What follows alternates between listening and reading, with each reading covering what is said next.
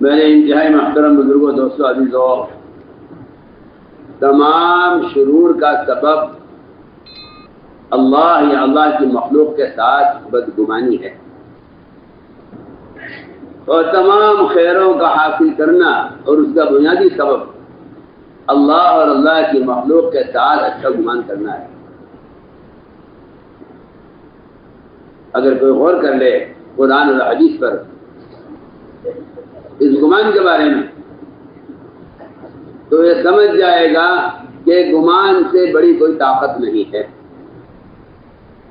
گمان سے بڑی کوئی طاقت نہیں، گمان سے بڑی کوئی طاقت۔ سارے ملائکہ، سارے انبیاء، سارے اولیاء، ساری مادی طاقتیں جمع کر دی جائیں، اس سب سے بڑھ کر طاقت اور قوت گمان میں ہے۔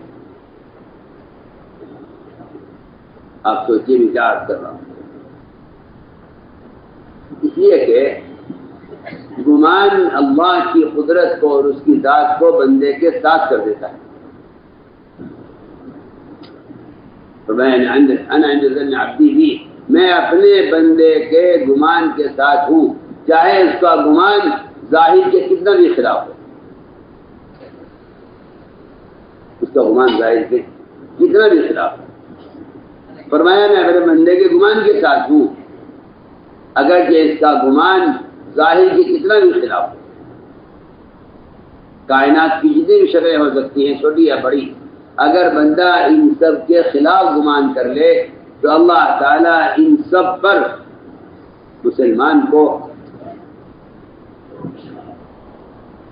اللہ رب مسلمان کو غالب کر کے رکھے۔ اس کے ظن کی وجہ سے اللہ تعالیٰ ان ساری مادی طاقتوں پر مسلمان کو غالب کر کے رہیں گے، صرف اپنی ذات کے ساتھ گمان سے ٹھیک ہونے پر۔ عجیب بات ہے، اللہ تعالیٰ اپنے بندوں کے گمان کا امتحان خطرات میں لیتے ہیں، بندوں کے گمان کا امتحان خطرات میں لیتے ہیں، بندے کے گمان کا امتحان خطرات میں لیتے ہیں۔ اگر بندہ اچھے حالات میں اور موافق اور مساعد حالات میں یا اسباب کی موجودگی میں اگر بندہ اللہ کے ساتھ گمان کر لے تو اس گمان کا کوئی کمال نہیں ہے۔ اب کوشش یہ کہہ دے کہ ان اسباب کی وجہ سے مجھے امید ہے کہ اللہ تعالیٰ ایسا کر دیں گے، تو میں کہتا ہوں یہ خیال یہ گمان کے بالکل خلاف ہے، یہ کوئی گمان نہیں۔ تمہارا اللہ سے گمان کرنا کسی شکل کے ہوتے ہوئے یہ گمان کی حقیقت نہیں ہے، یہ گمان کی کوئی حقیقت نہیں ہے۔ میں بہت ضروری باتیں مجھے عرض کرنی ہے، یہ گمان کی کوئی حقیقت نہیں ہے کہ آپ ظاہری اسباب، اس لیے کہ گمان ایک ایسی چیز ہے، میں بہت اہم بات کر رہا ہوں، گمان ایک ایسی چیز ہے جو اللہ اور غیر اللہ کے درمیان تقسیم نہیں ہو سکتی۔ بسم اللہ الرحمن الرحیم، السلام علیکم ورحمۃ اللہ۔ حضرت جی مولانا سعد صاحب دامت برکاتہم کا بیان سماعت فرمائیے۔ بیان کو لائک اور شیئر کرنا مت بھولیے اور اپنی آراء سے ضرور آگاہ کیجیے۔ جزاکم اللہ خیر۔ اللہ اور غیر اللہ کے درمیان تقسیم نہیں، اللہ غیر اللہ کے درمیان گمان ایسی چیز ہے جو تقسیم نہیں ہو سکتی۔ آپ نے جب تقسیم کر دیا تو پھر آپ کا گمان اللہ کے ساتھ درست نہیں ہے۔ ہم آپ سے بہت بنیادی بات کر رہے ہیں۔ میں کہتا ہوں کہ ایک شخص ظاہری حالات دیکھ کر یہ کہتا ہے کہ امید اللہ کی ذات سے کہ یہ کام ہو جائے گا۔ بس یاد رکھو، جہاں تمہارے گمان میں اللہ کا غیر داخل ہو جائے گا وہاں آپ کا گمان اللہ کے ساتھ بگڑ جائے گا۔ ہم کچھ بہت ضروری بات کر رہے ہیں، اس طرح اس کی ذات کے ساتھ اس کے غیر کی شراکت ممکن نہیں ہے، اس طرح اس کی ذات سے گمان کرنے میں اس کے غیر کو کوئی دخل نہیں ہے، اس کے غیر کو کوئی دخل نہیں۔ اگر آپ کسی مخلوق کو شریک کرتے ہوئے اللہ سے گمان کرتے ہیں تو میں کہتا ہوں کہ یہ کوئی گمان نہیں صحیح ہوتا۔ اس لیے میں نے عرض کیا کہ اللہ تعالیٰ کا یہ نظام ہے کہ وہ گمان کا امتحان خطرات میں لیتے ہیں۔ تو اس بات سنو، گمان کے امتحان خطرات میں لیتے ہیں۔ جب نبی ظاہری تمام اسباب کے اعتبار سے پوری طرح مایوس ہو جاتے ہیں اور خطرات اور جان کا نقصان سامنے نظر آ جاتا ہے، اس وقت اللہ تعالیٰ انبیاء کا امتحان لیتے ہیں کہ اس وقت ان کا ہمارے ساتھ کیا گمان ہے۔ ابراہیم علیہ السلام کو جب آگ میں ڈالا گیا، اللہ تعالیٰ نے اس وقت ابراہیم علیہ السلام کے گمان کا امتحان لیا اور انتہائی سخت ترین اور انتہائی خطرناک موقع پر جبرائیل اکیلے نہیں بلکہ سمندروں کے فرشتے کو اور پہاڑوں کے فرشتے کو لے کر حاضر ہوئے اور یہ کہا کہ بتائیے اس وقت آپ کی کیا حاجت ہے اور اس وقت ہم آپ کی کس کام آ سکتے ہیں۔ یہ گمان تھا ابراہیم علیہ السلام کا کہ اللہ ہمیں ضائع نہیں کریں گے، ہمیں اللہ کا گمان اس پر مجبور کرتا ہے۔ اللہ کے گمان کا تقاضا یہ ہے کہ ہمیں آپ کی حاجت نہیں، اللہ کے گمان کا تقاضا یہ ہے کہ ہمیں آپ کی حاجت نہیں۔ اما الیک فلا، یہ جملے سے کہلوایا ہے، یہ گمان کی طاقت ہے جو جبرائیل کی قوت کا اور جبرائیل کی استعانت اور اس کی مدد کا انکار کروا رہا ہے۔ میں عرض کرنا چاہتا ہوں کہ جب گمان اللہ کے ساتھ درست ہو جاتا ہے تو یہ بات صرف ابراہیم علیہ السلام کے لیے نہیں بلکہ دجال کے زمانے کا مسلمان بھی اگر دجال کی آگ میں اللہ کے ساتھ گمان ٹھیک کر کے داخل ہو جائے تو روایت میں ہے کہ اللہ تعالیٰ دجال کے زمانے کے مسلمان کے لیے آگ کو اس طرح ٹھنڈا کریں گے جس طرح ابراہیم علیہ السلام کے لیے نمرود کیا کو ٹھنڈا کیا ہے۔ آپ ابتدا سے انتہا تک دیکھیں، یہ گمان اپنی جگہ اپنی حالت پر ہے، زبانیں جتنی چاہے بدل جائے۔ مجھے گمان عرض کرنا ہے کہ حسن ظن کے ساتھ کیا خیریں ہیں اور بدگمانی کے ساتھ کیا شر ہے، مجھے عرض کرنا ہے۔ گمان ایک ایسی طاقت ہے جس کے مقابلے میں ساری مادی طاقتیں فیل ہیں۔ چنانچہ اللہ تعالیٰ ایسے حالات بنا دیتا ہے دنیا میں ایمان والوں کے لیے جس میں ان کے ایمان کا اور ان کے گمان کا امتحان ہوتا ہے، اور ایمانی گمان ہے اللہ سے بدگمان ہونا صرف کافر کا مزاج ہے، مومن اللہ سے بدگمان نہیں ہو سکتا ہے۔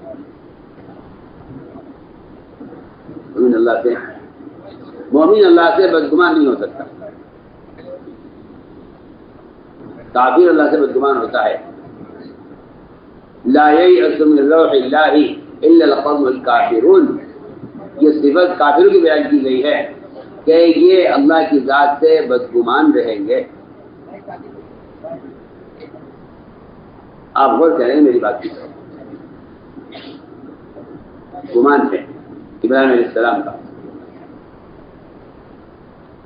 آگے حضور اکرم صلی اللہ علیہ وسلم نے حضور صدیق رضی اللہ تعالی نے گمان کو ٹٹولا اس وقت جب دشمن قریب پہنچ چکا تھا۔ ابو صدیق رونے لگے، کہا ابو بکر اس وقت تمہارا کیا گمان ہے اس ذات کے بارے میں جو ہمارے ساتھ تیسرا ہے، گمان۔ تمہارا کیا گمان اس ذات کے بارے میں جو ہمارے ساتھ تیسرا ہے؟ یہ انتہائی خطرے کا موقع تھا جسے ابو بکر صدیق رضی اللہ تعالیٰ عنہ کو یہ پورا خطرہ ہو گیا تھا اس بات کا کہ یہ ہم تک پہنچ گئے ہیں۔ آپ نے فرمایا تمہارا کیا گمان اس ذات کے بارے میں جو ہمارے ساتھ تیسرا ہے؟ میں عرض کرتا ہوں بالکل یہی صورتحال ابو درداء کے ساتھ پیش آئی جب ان سے لوگوں نے اگر کہا کہ آپ کے مکان جل رہا ہے، آپ کے مکان میں آگ لگ گئی ہے، ایک نے، دوسرے نے، تیسرے نے، تینوں نے اگر کہا، ان کا گمان اللہ کی ذات کے ساتھ یہ کہہ رہا ہے کہ اللہ میرا مکان نہیں جلائیں گے، میرا گمان اللہ کے ساتھ یہ نہیں ہے کہ وہ مجھے دعا سے کھلا دے، میرا مکان جلا دے۔ مجھے اس بات کی پوری امید ہے، یقین ہے مجھے اللہ میرا مکان نہیں جلائیں گے۔ اللہ اپنے بندے کے گمان کے ساتھ ہیں، حالات کیسے بھی ہوا کریں۔ وہاں ابراہیم علیہ السلام کے لیے آگ کو ٹھنڈا کیا، یہاں ابو درداء کے لیے آگ کو ٹھنڈا کیا۔ میں تو آپ کو مثالیں عرض کر رہا ہوں کہ کون کون سے مواقع ہیں جہاں انتہائی خطرہ تھا، لیکن وہی بات ہے کہ حالت کیسے بھی ہوں، اللہ کے ساتھ گمان کا درست کرنا وہ حالات کو ایسا پلٹ دیتا ہے اور ایسا بدل دیتا ہے کہ آدمی اس کا تصور بھی نہیں کر سکتا۔ تو گمان کا امتحان اور گمان کا کمال خطرات میں ہے۔ میں عرض کرتا ہوں اگر بندہ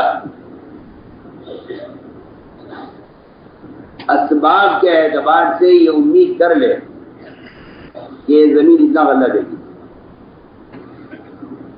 یہ باغ اتنا پھل دے گا، یہ بھینس اتنا دودھ دے گی، تو میں تو آپ سے بے تکلف کہتا ہوں اور حقیقت عرض کر رہا ہوں کہ جو لوگ اپنے اسباب کی پیداوار کو اور اپنے اسباب کی آمدنی کو اپنے اندازے سے محدود کر لیتے ہیں وہ بھی اللہ سے بدگمان ہیں۔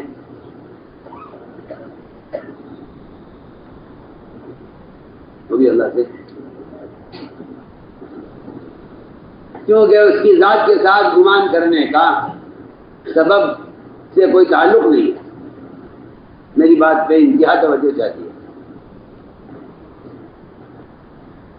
جو لوگ یہ خیال کر لیتے ہیں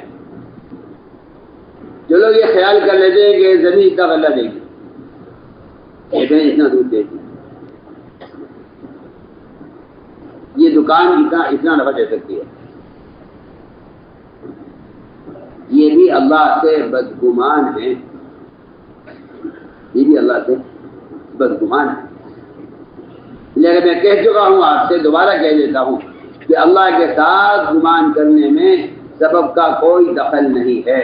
جو اللہ سے گمان کرنے میں اسباب کو داخل کر لے گا وہ اللہ سے بدگمان ہو جائے گا، کیونکہ گمان سبب اور خالق اسباب کے درمیان گمان تقسیم نہیں ہو سکتا۔ میں بہت کام کی بات آپ سے عرض کر رہا ہوں۔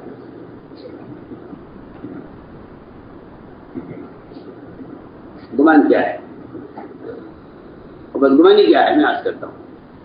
انسانی تجربات اللہ سے بدگمان کر دیتے ہیں، انسانی تجربات اللہ سے بدگمان کر دیتے ہیں۔ آپ بیماریوں سے موت کا تجربہ کر لیں، اگر آپ کہتے ہیں فلاں بیماری وہ تو موت کا سبب ہے تو آپ اللہ سے بدگمان ہو گئے۔ ایک صاحب کو بخار ہو گیا، آپ صلی اللہ علیہ وسلم ان کی عادت کے تشریف لے گئے، آپ نے دیکھ کے فرمایا لا باس طہور انشاءاللہ، کوئی گھبرانے کی بات نہیں، تم ٹھیک ہو جاؤ گے، اور یہ تو تمہارے گناہوں سے معافی کے لیے اور گناہوں سے تمہاری پاکی اور تمہاری دھلائی کے لیے یہ بخار آیا ہے۔ ان صاحب نے کہا نہیں، آپ کیا بات کر رہے ہیں، یہ والا بخار نہیں جو ٹھیک ہو جائے، یہ تو وہ والا بخار ہے جو مجھے قبضان پہنچائے گا۔ آپ نے فرمایا فنعم اذن، اگر تمہارا گمان اللہ کے ساتھ یہ ہے پھر تمہارے لیے موت ہی مناسب ہے۔ اور سوچیے آپ، ایک معمولی بخار پر ایک شخص نے بدگمانی پر موت کا تذکرہ کر دیا، آپ نے فرمایا پھر تمہارے لیے موت ہی مناسب ہے۔ مثلا نام کی اگر تمہارا تجربہ اس بخار سے موت کا ہے تو پھر تمہارے لیے موت ہی مناسب ہے. میں عرض کرتا ہوں سب سے اہم بنیادی بات یہ ہے کہ بندہ اللہ کے ساتھ گمان ٹھیک کرے. بندہ اللہ کے ساتھ گمان ٹھیک کرے. اللہ کے ساتھ گمان بگڑ گیا تو یہ دنیا میں پریشان رہے گا اور اللہ کی ذات کے ساتھ اور اللہ کے غیر سے گمان کرنا اس کو فقیر بنا دے گا. اس کو فقیر بنا دے گا. اس نے فرمایا کہ سب سے پہلا کام یہ ہے کہ مومن اللہ کے ساتھ اپنے گمان کو ٹھیک کرے. اللہ کے ساتھ اپنے گمان کو ٹھیک کرے. مومن اللہ کے ساتھ اپنا گمان ٹھیک کرے. دوسری بات یہ ہے کہ جو درجہ اللہ کے ساتھ گمان ٹھیک کرنے کا ہے وہ درجہ اللہ کی مخلوق کے ساتھ بھی گمان ٹھیک کرنے کا ہے.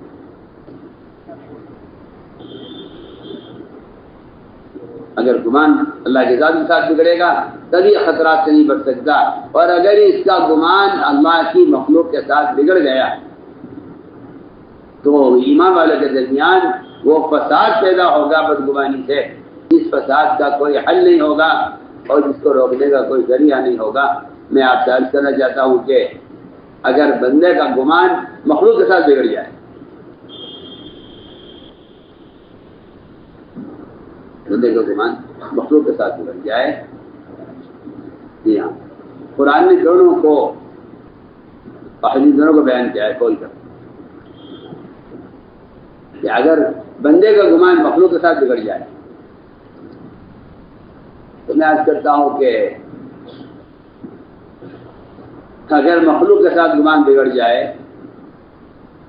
تو ایک گھر بھی چل نہیں سکتا. ایک گھر بھی چل نہیں سکتا. ایک گھر بھی چل نہیں سکتا اس لیے کہ مومن کے ساتھ حسن ظن کا تقاضا یہ ہے. سننا کان کھول کے بعد مومن کے ساتھ حسن ظن کا تقاضا یہ ہے کہ اگر آپ کسی مومن کو کوئی عمل کرتے ہوئے دیکھیں یا کوئی گناہ کرتے ہوئے دیکھیں اور مومن اس کا انکار کرے تو مومن کے ساتھ حسن ظن کا تقاضا یہ ہے کہ آپ اس کے آنکھ سے دیکھے ہوئے گناہ کو، آپ اپنی آنکھ سے دیکھے ہوئے گناہ کو اپنی آنکھ کی خطا کہیں اور یہ کہیں مجھے مومن کے ساتھ گمان یہ ہے کہ اگر مومن کا انکار کر رہا ہے تو مومن صحیح کہہ رہا ہے، میری آنکھ نے غلط دیکھا ہے. سنیے تو صحیح. میں آپ سے بتانا چاہتا ہوں کہ دور صحابہ میں آپس کی اجتماعیت کے لیے سب سے بنیادی شرط اور سبب وہ مومن کے ساتھ حسن ظن تھا. میرے زمانے میں بالکل ختم ہو چکا ہے. بہت میں آپ سے بنیادی بات کر رہا ہوں. اگر ایک میاں اور بیوی ان کے درمیان اگر حسن ظن نہیں ہے تو یہ چین کی زندگی نہیں گزار سکتے. سوچیے آپ حسن ظن کا تقاضا یہ ہے کہ آپ کا جو اپنا گمان مومن کے بارے میں ہے وہ آپ کی آنکھ کو جھٹلا دے. اس کو کہتے ہیں مومن کے ساتھ گمان ٹھیک کرنا. سنیے میں کیا کہہ رہا ہوں. گمان کا تقاضا یہ ہے اور گمان کی حقیقت یہ ہے کہ اس طرح اللہ کی ذات کے ساتھ گمان کرنے والا سبب کا انکار کر دیتا ہے کہ سبب سے نہیں ہوتا. اس طرح مومن کے ساتھ اچھا گمان کرنے والا شخص اپنی آنکھ کے دیکھے ہوئے کا انکار کر دے گا. میں اس کی مثالیں پیش کرنا چاہتا ہوں. دور صحابہ میں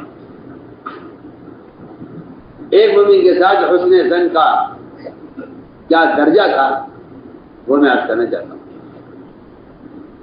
پہلی مثال مومن کے ساتھ حسن ظن.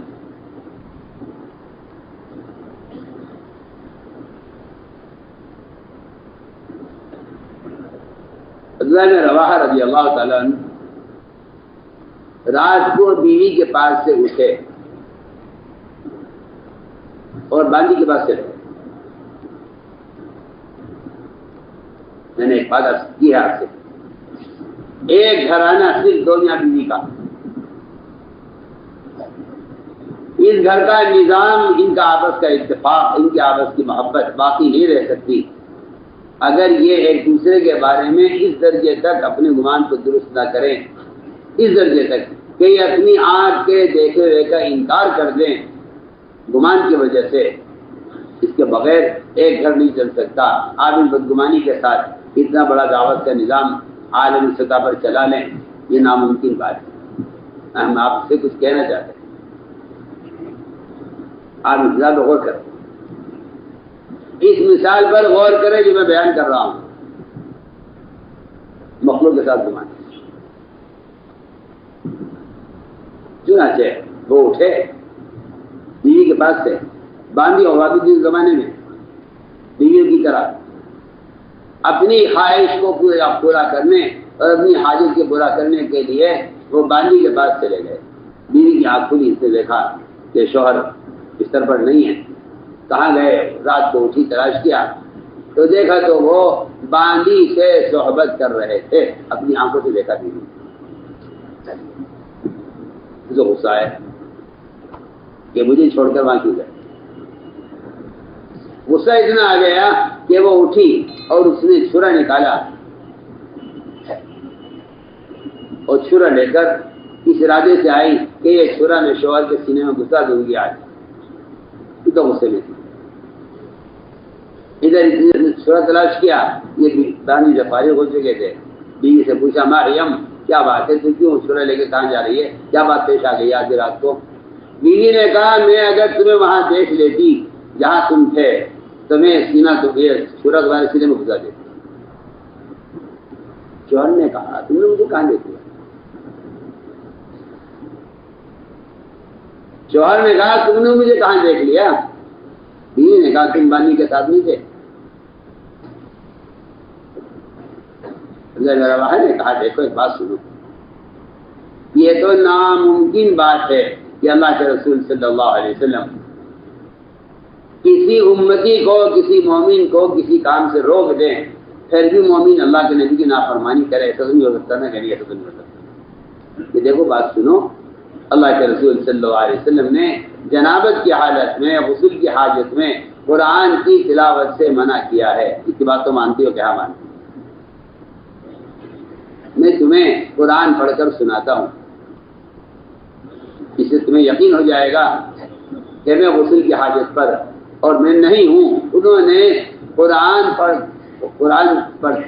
نہیں پڑھنا تھا ان کو، انہوں نے عربی کی کچھ اشعار پڑھ دیے. بیوی کو قرآن پڑھی نہیں تھی. بیوی یہ سمجھی کہ یہ قرآن پڑھ رہے ہیں. انہوں نے عربی کے اشعار پڑھ دیے. اتانا رسول اللہ یتلو کتابہ کما لاح مسلم الفیل ساتع اتا بالهدى بعد العمى وقلوبنا به موقنات انما قال واقع يبيت يجافي جنبه عن فراشه اذا استثقلت بالمشركين المضاجع. یہ اشعار انہیں پڑھے جس کا خلاصہ یہ تھا کہ حضور اکرم صلی اللہ علیہ وسلم اللہ کی قرآن کی تلاوت کرتے ہوئے ہماری طرف آئے اور آپ کا قرآن اور آپ کا دین وہ سورج سے زیادہ روشن اور سورج سے زیادہ واضح ہے. آپ ہدایت کا راستے لے کر آئے ہمارے اندھے پن کے بعد، اور ہمیں آپ کی ہر بات کا دل سے یقین ہے کہ جو آپ نے فرمایا ہے وہ ہو کر رہے گا. آگے وہ یہ بھی کہہ گئے اپنے شہر میں کہ کافر اور مومن کے درمیان، مشرک اور مومن کے درمیان رات کے قیام اور تہجد کا فرق ہے. سنیے تہجد کو ہلکا سمجھنے والے سنیں، تہجد کو ہلکا سمجھنے والے سنیں کہ مومن کافر کے درمیان رات کے قیام کا فرق ہے. مومن کافر کے درمیان رات کے قیام کا فرق. دو آیتیں قرآن کی ایسی ہیں جس سے معلوم ہوتا ہے کہ مومن کافر کے درمیان رات کے قیام کا بھی فرق ہے۔ جی ہاں، قرآن یہ کہتا ہے قل تمتع بکفرک قلیلا انک من اصحاب النار، یہ کافر کے بارے میں آیت ہے۔ قل تمتع بکفرک انک من قل تمتع بکفرک قلیلا انک من اصحاب النار، کافر کے بارے میں اللہ فرما رہے ہیں قرآن میں کہ تو اپنے کفر کے وجہ سے کچھ دن دنیا میں مزے اڑا لے، پھر تیرا ٹھکانہ جہنم ہے۔ اگلی آیت یہ ہے امن ہوا قانت آناء اللیل ساجدا وقائما یحذر الآخرہ ویرجو رحمت ربہ۔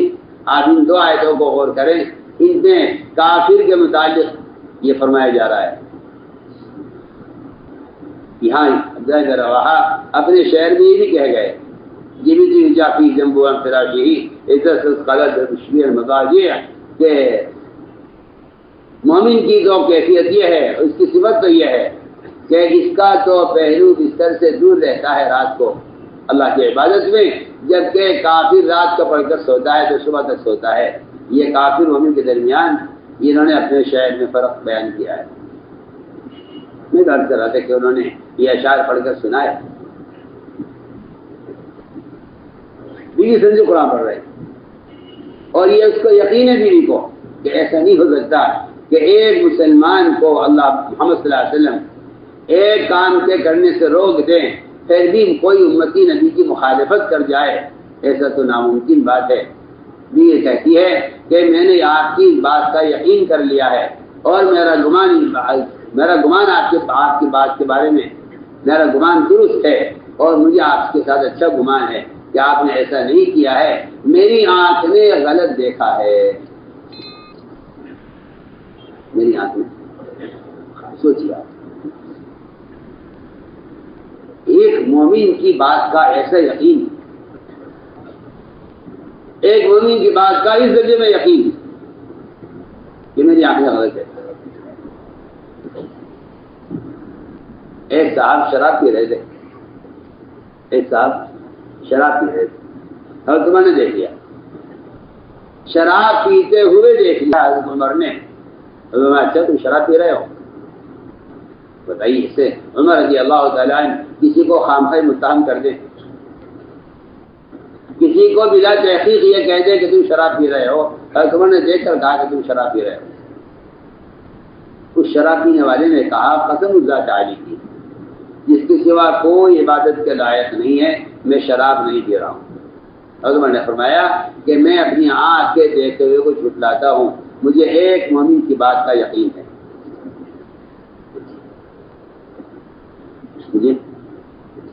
مجھے مومن کی بات کا یقین ہے، میں بھی آنکھ کے دیکھے ہوئے کو جھٹلاتا ہوں، مجھے مومن کی بات کا یقین ہے، تو مومن جھوٹ نہیں بول سکتا۔ اگر شراب پینے والا قسم کھا کر یہ کہہ رہا ہے کہ میں نے شراب نہیں پی، تو مجھے آپ کی بات کا یقین ہے اور میری آنکھ نے غلط دیکھا ہے، میں آپ کی بات کو قبول کرتا ہوں۔ یہ جب یہ بات سمجھ نے اس وقت کہی ہے جب ان کو کسی نے آ کر شراب پینے والے کی خبر نہیں کی تھی، انہوں نے شراب پینے والے کو خود دیکھا تھا، شراب پینے والے کو خود دیکھا۔ میرے دوستوں مجھے عرض کرنا ہے کہ مومن کے بارے میں بدگمانی، اس کا جو فساد ہے، اس لیے کہ سوال اس بات کا ہے کہ بدگمانی کی ابتدا کہاں سے ہوتی ہے؟ بدگمانی کی ابتدا کہاں سے ہوتی ہے؟ بدگمانی جو پیدا ہوتی ہے وہ شیاطین کے وساوس سے پیدا ہوتی ہے، شیاطین کے وساوس سے بدگمانی پیدا ہوتی ہے۔ ساری بدگمانیاں مومن کے بارے میں یا اللہ کی ذات کے بارے میں، یہ صرف شیطان کا کام ہے کہ وہ مومن کے دل میں مومن کی طرف سے بدگمانی پیدا کرتا ہے۔ پھر اس بدگمانی پر تجسس ہوتا ہے، اس بدگمانی پر تجسس ہوتا ہے۔ تجسس آدمی جب کرتا ہے جب اس کے دل میں کوئی بات بیٹھ جاتی ہے کسی کے بارے میں، تو پھر وہ اس کی تحقیق میں لگ جاتا ہے۔ کہ تحقیق کرو کہ ایسا ہے یا نہیں. لوگ کہتے ہیں کہ ایک ایسا آدمی جس کی بات کا انکار نہیں کیا جا سکتا، اور ایک ایسا نورانی چہرے والا آدمی جو جھوٹ نہیں بول سکتا، اور ایک ایسا معتبر شخص جس کی بات کی تصدیق کی جائے گی، اس نے ہم سے کہا ہے کہ فلاں صاحب نے یہ کیا ہے. حدیث میں بالکل صراحت ہے حدیث کے اندر کہ یہ شیطان ہی تھا. لوگ کہتے ہیں کہ میں اس کو نام سے نہیں جانتا، شکل سے پہچانتا ہوں، سامنے آئے گا تو بتا دوں گا. فرمایا حدیث میں صاف حدیث سے روایت ہے، آپ فرمایا وہ شیطان ہی تھا جو تمہارے درمیان بدگمانی پیدا کر گیا ہے. یا تو قرآن کی آیت کا ایک عجیب و غریب ایک ترتیب ہے. پہلے فرمایا اجتنبوا کثیر من الظن کہ بدگمانی سے بچو. آگے فرمایا ولا تجسسوا کہ بدگمانی کی وجہ سے تجسس مت کرو. تجسس ایک ایسا مرض ہے کہ جب کوئی شخص، میں بہت اہم بات کہہ رہا ہوں، آگے کوئی شخص کسی کی اصلاح کے ارادے سے بھی تجسس کرے گا تو ایسا شخص حدیث کی کے الفاظ میں مفسد کہا گیا ہے، مصلح نہیں کہا گیا ہے. چاہے وہ پیر ہو، چاہے وہ شیخ ہو، چاہے وہ امیر ہو، چاہے وہ استاد ہو، چاہے وہ باپ ہو، چاہے وہ شوہر ہو. میں کہتا ہوں جتنے بڑے رشتے ہو سکتے ہیں تربیت کرنے والوں کے، اگر ان کی طبیعت میں تجسس ہے تو یہ مصلح نہیں کہلائیں گے، بلکہ حدیث کے الفاظ میں ان کو حدیث مفسد کہا گیا. سنیے رسول میں کیا بول رہا ہوں، اور چیزیں بھی کیا کہہ رہا ہوں. پیر ہو، شیخ ہو، امیر ہو، شوہر ہو، باپ ہو، کسی کا کوئی مربی ہو، اگر وہ اصلاح کی غرض سے بھی آپ کے عیب کو دیکھنا چاہتا ہے تو حدیث نے فرمایا کہ یہ آدمی فساد پھیلانے والا ہے، اصلاح کرنے والا نہیں. آپ سوچیے.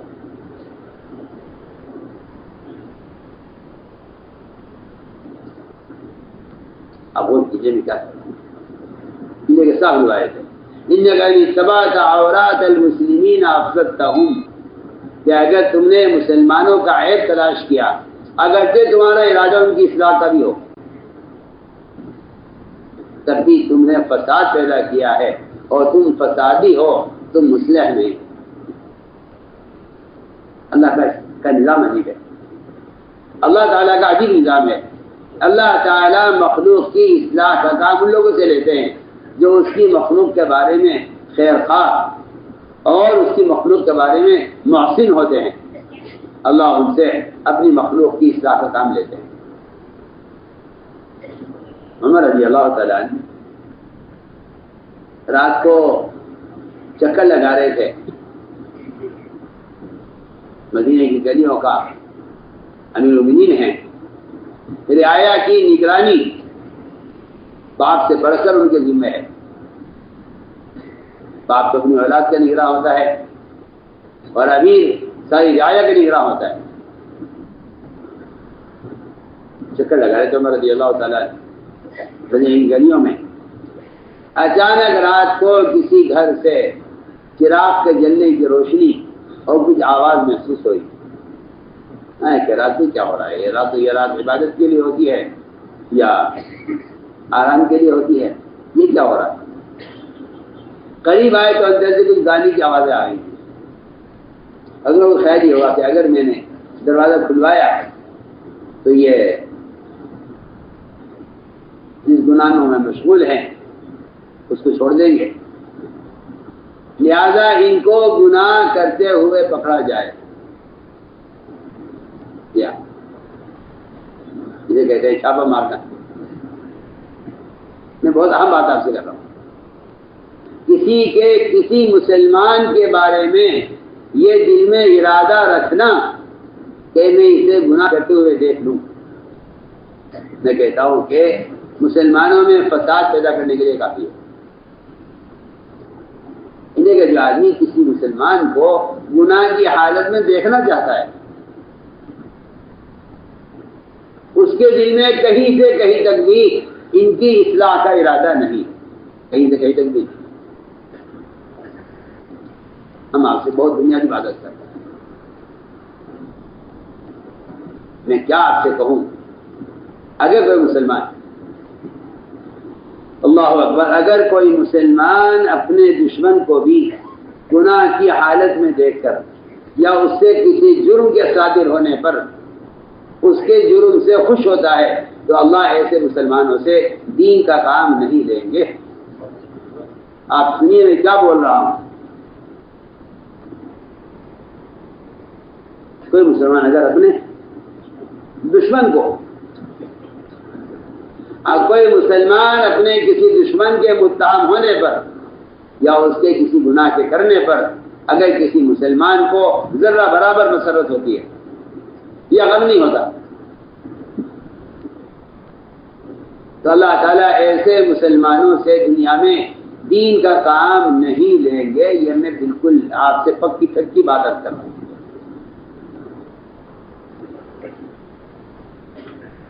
لوگ دعائیں کراتے ہیں، اللہ ہم سے کام لے لے، اللہ ہم سے کام لے لے۔ میں کہتا ہوں اللہ کے کام لینے کی شرائط پوری کرو، جن نے ایک شرط ہے بنیادی کہ اگر آپ کے دل میں ذرہ برابر بھی اس بات کا ذرہ برابر بھی خیال ہے کہ آپ کا دوست نہیں، آپ کا دشمن، وہ کسی گناہ میں پکڑا جاتا یا کسی جرم میں پکڑا جاتا اور آپ کو اس سے خوشی ہے تو آپ یاد رکھیے گا کہ اللہ تعالیٰ ایسے لوگوں سے اپنی مخلوق کی اصلاح کا کام نہیں لیتے۔ میں عرض کر رہا تھا عمر رضی اللہ تعالیٰ عنہ دیوار پھلان کر داخل ہوئے، اندر دیکھا تو ایک بڑے میاں شراب پی رہے تھے اور ایک گانے والی ناچنے والی وہ ناچ رہی تھی، گا رہی تھی۔ بڑے میاں عمر رسیدہ تھے، انہیں معلوم نہیں ہو سکا، حضرت عمر ان کے قریب تک پہنچ گئے۔ اچانک انہیں نظر پڑی کہ عمر گھر کے اندر موجود ہے۔ حضرت عمر نے دیکھ کر فرمایا کہ میں نے اس سے بڑا منظر کوئی نہیں دیکھا کہ ایک آدمی جو موت کا منتظر ہے اور قبر کے قریب ہے اپنی عمر کو پہنچ چکا ہے، وہ اس گناہ کے اندر مبتلا ہے۔ بڑے میاں نے کہا عمر تم مجھے سزا دینے میں جلدی مت کرو، اگر میں اللہ کے حکم توڑ رہا ہوں کہ شراب پی رہا ہوں تو تم نے اللہ کے 3 حکم توڑے ہیں، تم دروازے سے نہیں آئے، اللہ کا حکم ہے دروازے سے آؤ، تم نے سلام نہیں کیا، اجازت نہیں مانگی، اللہ کا حکم ہے کہ گھر میں آؤ، اجازت لے کر سلام کر کے آؤ، اور تیسرا جو گناہ آپ نے کیا ہے عمر وہ میرے گناہ کو تلاش کیا ہے گھر میں گھس کر اور مجھے گناہ کرتے ہوئے پکڑنے کی کوشش کی ہے تم نے، یہ تمہارا تیسرا گناہ ہے۔ میں نے ایک حکم توڑا ہے اللہ کا، میں شراب پی رہا ہوں، تم نے اللہ کے 3 حکم توڑے۔